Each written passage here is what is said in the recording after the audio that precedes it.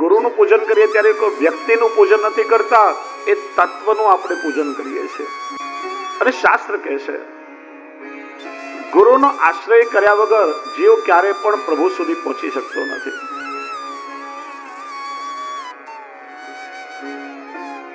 અર્જુનને ભગવાન જયારે ઉપદેશ આપવા લાગ્યા કુરુક્ષેત્રના મેદાનમાં,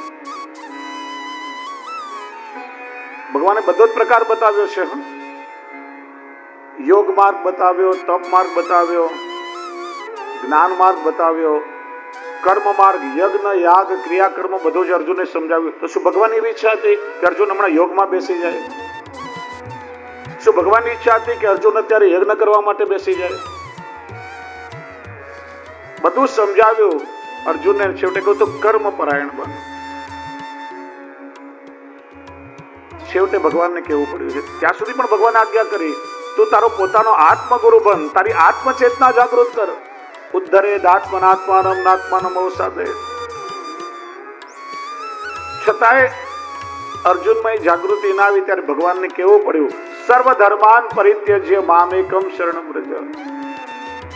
બધા જ વર્ણાશ્રમ ધર્મનો ત્યાગ કરી તું મારા શરણમાં આવો. અને અર્જુને બિનશરતી શરણાગતિ સ્વીકારી. હે કૃષ્ણ, અત્યાર સુધી મિત્ર કે સખા માનતો હતો, પણ હવે તમે મારા ગુરુ પણ છો. શિષ્યસ્ત્યમ શાદીમાન ત્વામ પ્રપન્નમ. હવે મારા મનમાં કોઈ શંકા નથી. સ્થિતોત્મિ ગત સંદેહ ત્વત પ્રસાદાત્મયાચ્યુતો.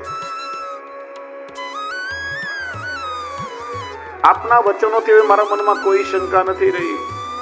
આપે જે કૃપા પ્રસાદ મને આપ્યો, હવે આપ જે આજ્ઞા કરો તે હું કરીશ. આપ મારા ગુરુ છો. પછી જ એનામાં પૌરુષત્વ આવ્યું છે. યુદ્ધ પણ કર્યું, વિજય પણ મળ્યો. શાસ્ત્ર કહે છે કે આ માણસનું શરીર મળ્યું હોય આપણને, અને કોઈ પણ મનુષ્ય જ્યાં સુધી ગુરુના શરણમાં ન જાય ત્યાં સુધી એનો ઉદ્ધાર શક્ય નથી. અને ભગવાન પણ પોતાના લીલા ચરિત્ર દ્વારા બતાવે છે. રામચંદ્રજી સાક્ષાત પૂર્ણ પુરુષોત્તમ છે, પણ વશિષ્ઠજીના આશ્રમમાં પ્રભુ ગયા છે, વિદ્યાનું અધ્યયન કર્યું છે, ગુરુની ચરણ સેવા કરી છે, અનેક પ્રકારે ગુરુની સેવા કરી પ્રસન્ન કર્યા છે. જે ભગવાન શ્રી કૃષ્ણ ગીતાનો ઉપદેશ જગત ગુરુ બનીને જગતને આપે છે, એમને કયું જ્ઞાન મેળવવાનું બાકી હતું? મથુરા આવ્યા પછી છેટ કંસને માર્યા પછી ત્યાં સુધી તો કેટલા કાર્યો ભગવાને કર્યા છે. કાશ્ય સાંદીપનીના આશ્રમમાં ઉજ્જૈન પ્રભુ અધ્યયન કરવા પધાર્યા છે. 64 દિવસમાં 64 કલામાં પારંગત થયા. પણ ગુરુના આશ્રમમાં ગુરુની ચરણ સેવા કરી, ગુરુના વસ્ત્ર ધોયા, આશ્રમ સ્વચ્છ કર્યો. વનમાં પ્રભુ સમિધા વીણવા માટે ગયા છે. ભગવાને પોતાના ચરિત્ર દ્વારા શીખવાડ્યું કે મનુષ્યનું શરીર લઈને ગુરુના શરણમાં ના જાઓ ત્યાં સુધી પ્રભુની પ્રાપ્તિ ન થાય. ગુરુ એ જીવાત્મા અને પરમાત્મા વચ્ચેનો સેતુ છે. સેવકનો ધર્મ છે કે પોતાના ગુરુમાં સાક્ષાત ભગવત ભાવ રાખવો જોઈએ. ગુરુમાં જ્યાં સુધી આપણને પ્રગટ ભગવત ભાવ નથી ત્યાં સુધી ગુરુની કૃપા ફલાત્મક નહીં બને. સાધન દીપિકામાં પણ શ્રી ગોપીનાથજી આજ્ઞા કરે છે, ગુરુ શ્રી હરિભાવના, સાક્ષાત પ્રભુની ભાવના કરવી, વ્યવહાર નહીં, ભગવત ભાવ રાખવો. અને ગુરુનો ધર્મ છે, ગુરુની જવાબદારી છે કે પોતાના સ્વાર્થ માટે પોતાના શિષ્યનો ઉપયોગ ન કરતા એને ઠાકોરજી સુધી પહોંચાડે. એ ગુરુની જવાબદારી છે. કોઈ પોતાના માટે ગુરુ ના હોય, શિષ્ય માટે ગુરુ છે. રાજા એ પ્રજા માટે રાજા છે, ભગવાન ભક્ત માટે ભગવાન છે. એમ સેવકનો ધર્મ છે કે ગુરુમાં પ્રગટ ભગવત ભાવ રાખવો. તમે 84, 252 વૈષ્ણવની વાર્તાના પ્રસંગો વાંચો, કેટલા એવા ભગવદીઓ છે. શ્રી મહાપ્રભુજીને શ્રી ગુસાઈજીની સાક્ષાત ભગવત સ્વરૂપે સેવા કરી છે. દામોદરદાસજીએ જીવનભર શ્રી મહાપ્રભુજીની સેવા કરી. કૃષ્ણદાસ મેઘમ, વાસુદેવદાસ છકડા, 252 વૈષ્ણવમાં પહેલો જ પ્રસંગ નાગજી ભટ્ટનો આવે છે. શ્રી ગુસાઈજી એમને શ્રીનાથજીની સેવા સોંપી. એમને તો શ્રી ગુસાઈજીના સ્વરૂપમાં આસક્તિ હતી. શ્રી ગુસાઈજીએ શ્રીનાથજીની સેવા સોંપી, મન અકળાયા કરે. એવો તાપ થયો, રેવાયો નહીં. ત્યારે શ્રી ગુસાઈજીને પત્ર લખ્યો. આવ્યો હતો સરોવરમાં તાજા ખીલેલા કમળનો રસ લેવા માટે, પણ આપે તો મને સોનાના કમળમાં પૂરી દીધો. ત્યારે શ્રી ગુસાઈજી આજ્ઞા કરી, નાગજી તું મારા મને શ્રીનાથજીમાં ભેદ માને છે, કૃપાના ભેદ નથી માનતો, પણ મારી આસક્તિ તો આપના સ્વરૂપમાં છે. મારું મન પ્રભુમાં ક્યાંથી લાગે? ત્યારે ઠાકોરજી એમના માટે ફલાત્મક થયા છે. લૌકિક ભાવ હોત તો ઠાકોરજી પણ એમનો હાથ ના પકડે ક્યારે. આ સેવકનો ધર્મ છે કે ગુરુમાં ભગવત ભાવ રાખો અને ગુરુની જવાબદારી. શ્રી મહાપ્રભુજી કઈ લૌકિક મનુષ્ય નથી. શ્રી ગુસાઈજી કઈ પ્રાકૃત ધર્મના આશ્રય, જેમનામાં કોઈ પ્રાકૃત ધર્મ નથી કે પ્રાકૃત ધર્મનો આશ્રય નથી. વલ્લભાષ્ટકમાં વસ્તુતઃ કૃષ્ણ એવા. અન્ય સંપ્રદાયોમાં ગુરુ જુદા અને ભગવાન જુદા. આપણે તો ભાગ્યશાળી છીએ કે આપણને તો શ્રી મહાપ્રભુજી સ્વરૂપે ગુરુના રૂપમાં સાક્ષાત ઠાકોરજી મળ્યા છે. અન્ય સંપ્રદાયમાં એવું કહેવામાં આવે, ગુરુ ગોવિંદ દોનો ખડે કિनको લાગો પાય, બલિહારી ગુરુદેવ કી ગોવિંદ દિયો દિખાય. છતાં શ્રી મહાપ્રભુજી શું આજ્ઞા કરી છે? કૃષ્ણ સેવા સદા કાર્ય, સર્વદા સર્વભાવેન ભજનીય વ્રજાદીપ. એક એક જીવને બ્રહ્મ સંબંધ આપી શ્રી મહાપ્રભુજીએ કૃષ્ણની સેવા, ઠાકોરજીની સેવા પધરાવી આપી છે. એ જીવ પ્રભુની સેવાથી તમારો ઉત્કર્ષ થશે.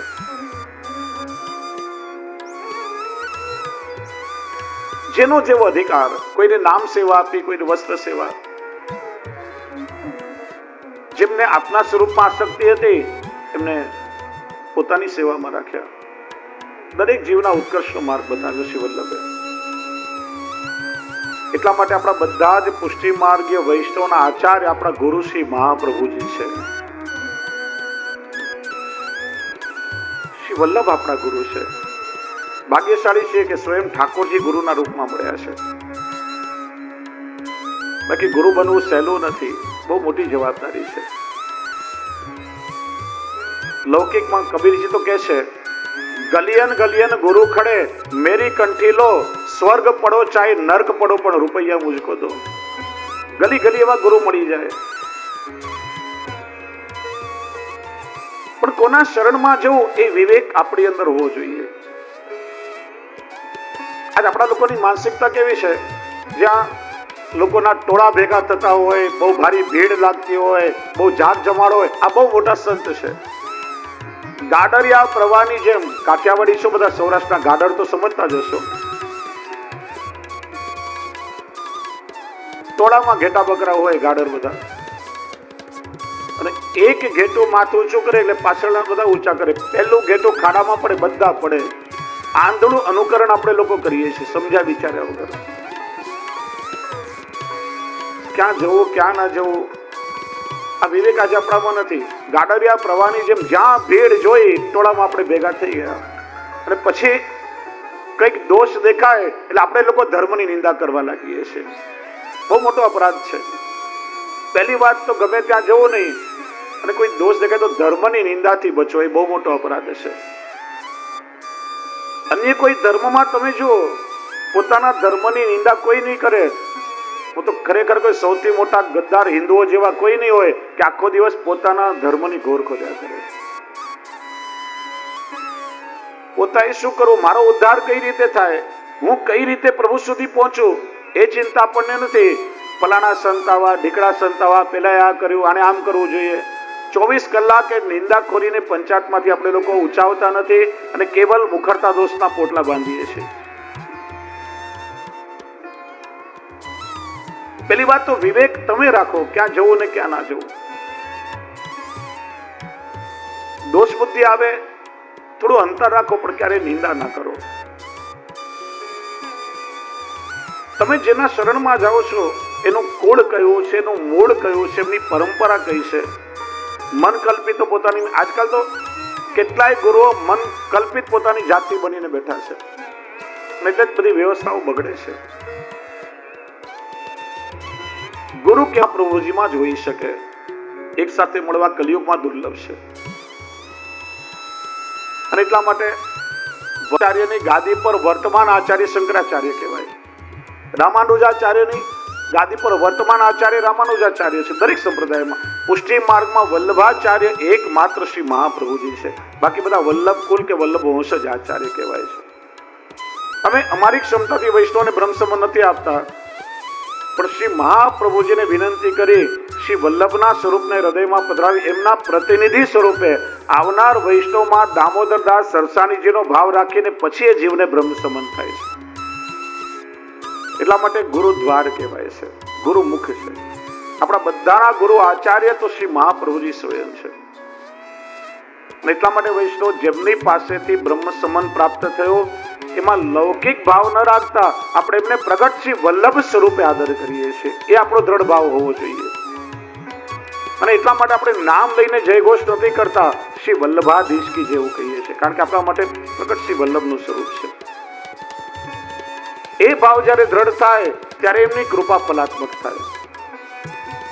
અને આગળ પણ કહ્યું, તદભાવે સ્વયં વાપી મૂર્તિમ કૃત્વા હરિ કહ્યું છે. એવા ગુરુ ન મળે તો પોતાની મેળે પ્રવૃત્ત થઈ જવું પડે. ક્યારે એને કોના માટે કહ્યું કે જ્યારે એવો કરાલ કલિકાલ આવશે, કોઈ એવા ગુરુ ભૂતલ પર મળવા દુર્લભ થઈ જશે, એવા ગુરુ તમને શોધ્યા નહીં જડે, ત્યારે સ્થિતિ આવશે ત્યારે સ્વયં પ્રભુની ભક્તિમાં પ્રવૃત્ત થઈ જવું.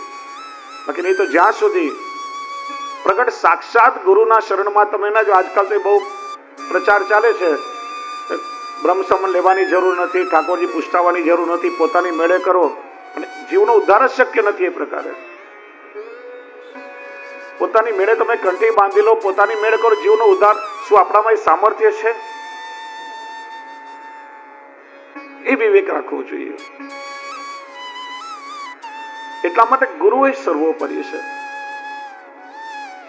અને વંદન કરું એવા ગુરુની સન્મુખ અમે બેઠા છીએ, અને અમારા જીવનમાં અંધકાર હોય કેમ ચાલે? આપ કૃપા કરી અમારું માર્ગદર્શન કરો. જો સુરદાસજીને પણ અંતિમ સમયમાં પૂછવામાં આવ્યું છે, સુરદાસજી તમે શ્રીજી બાવાના 1.25 લાખ પદો ગાયા, તો તમારા ગુરુ શ્રી વલ્લભના શું ગુણ ગાયા? સુરદાસજી કહ્યું, ન્યારો દેખતો તો ન્યારો ગાતો ના. મેં શ્રીનાથજીને ને શ્રી વલ્લભને જુદા માન્યા હોત તો જુદા હું કીર્તનો ગાત, જુદા પદો બનાવત. મેં તો શિંગાર ધરતા પણ શ્રી વલ્લભના દર્શન કર્યા, અને શિંગાર ધારણ કરતા પણ વલ્લભના દર્શન કર્યા. મેં તો ભોગ ધરતા પણ શ્રી વલ્લભનો અનુભવ કર્યો, અને ભોગ આરોગતા પણ શ્રી વલ્લભના દર્શન કર્યા. મેં ક્યારે શ્રીનાથજી અને મહાપ્રભુજીમાં ભેદ માન્યો જ નથી. સૂર કહા કહે દ્વિવિધ આંધળો. ભલે મને નેત્રો નથી, લોકો મને અંધ કહેતા હોય, પણ હું તો છાતી ઠોકીને કહું છું કે જેને શ્રી મહાપ્રભુજીને વલ્લભમાં અને ઠાકોરજીમાં ભેદ માન્યો એ સદા માટે આંધળો છે. સૂર કહા કહે દ્વિવિધ આંધળો બિના મૂલકો છે. શીત સ્વામીએ પણ એનો અનુભવ કર્યો, તે કશું ન સંદેહ. આ ભાવ દ્રષ્ટિ છે, અને એ દ્રઢતા આપણામાં હોવી જોઈએ. જો ગુરુનું સામર્થ્ય ગુરુ જાણે, ગુરુની કૃતિ ગુરુ જાણે, પણ એની અંદર રહેલો જે આપણો ભાવ છે ને, એ હંમેશા આપણને ફલાત્મક થાય છે. પેલા એકલવ્યની વાર્તાનો પ્રસંગ તમે જુઓ. જરાસંધના સેનાપતિ હિરણ્યધનુનો પુત્ર તો જ્યારે પરિચય પૂછ્યો ગુરુ દ્રોણાચાર્ય, તું કોણ છે? હું જરાસંધના પ્રધાન સેનાપતિ હિરણ્યધનુનો પુત્ર છું. ઘણા લોકો એવું કહે છે શુદ્ર તો શુદ્ર નહીં, પ્રધાન સેનાપતિ ક્ષત્રિય શુદ્ર ના હોય. પણ એને શિક્ષા કેમ ના આપી? કારણ કે જરાસંધની જૂની શત્રુતા હસ્તિનાપુર સાથે છે. કંસ જરાસંધનો જમાઈ હતો, એની બંને પુત્રીઓ હસ્તીને પ્રાપ્તિ કંસને પરણીને ભગવાન શ્રી કૃષ્ણએ કંસને માર્યો છે, અને કૃષ્ણ પાંડવોની સાથે છે. એટલા માટે જરાસંધની શત્રુતા છે.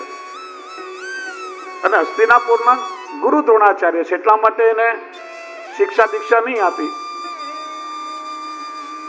પણ તમે નિષ્ઠા જુઓ એકલવ્ય નહીં, કે તો મનથી દ્રોણાચાર્યને ગુરુ માની ચૂક્યો છે. જંગલમાં આવી માટીમાંથી દ્રોણાચાર્યની પ્રતિમા બનાવી, એમાં ગુરુભાવ રાખી ને સ્વયં વિદ્યા શીખવી પ્રારંભ કરી. તો શ્રદ્ધામાં કેટલી તાકાત છે કે ગુરુએ પ્રત્યક્ષમાં નહીં આપેલું જ્ઞાન પણ ગુરુમાં શ્રદ્ધા રાખીને આત્મસાત કરી ગયો છે. એ શક્તિ ભાવમાં છે. એ ગુરુ પ્રત્યેનો એ દ્રઢ ભાવ આપણી અંદર હોય ત્યારે ગુરુની કૃપા ફલિત થાય છે. કેવલ તમે વ્યક્તિ તરીકે જોશો તો એ તમને ફલાત્મક નહીં થાય. હું મારી અનુભવેલી ઘટના તમને કહું. ચંપારણથી રાયપુરની વચ્ચે સદાણી દરબાર નામનું સિંધીઓનું બહુ મોટું તીર્થધામ છે. હમણાં થોડા વર્ષો પહેલા નિર્માણ થયું છે અને છત્તીસગઢ રાજ્યના આસપાસના બધા લગભગ ચંપારણ દર્શન કરવા આવતા જ હોય. ઘણી વાર વિનંતી કરે કે મહારાષ્ટ્ર એકવાર ત્યાં પધારો, તો કેવું સુંદર નિર્માણ છે.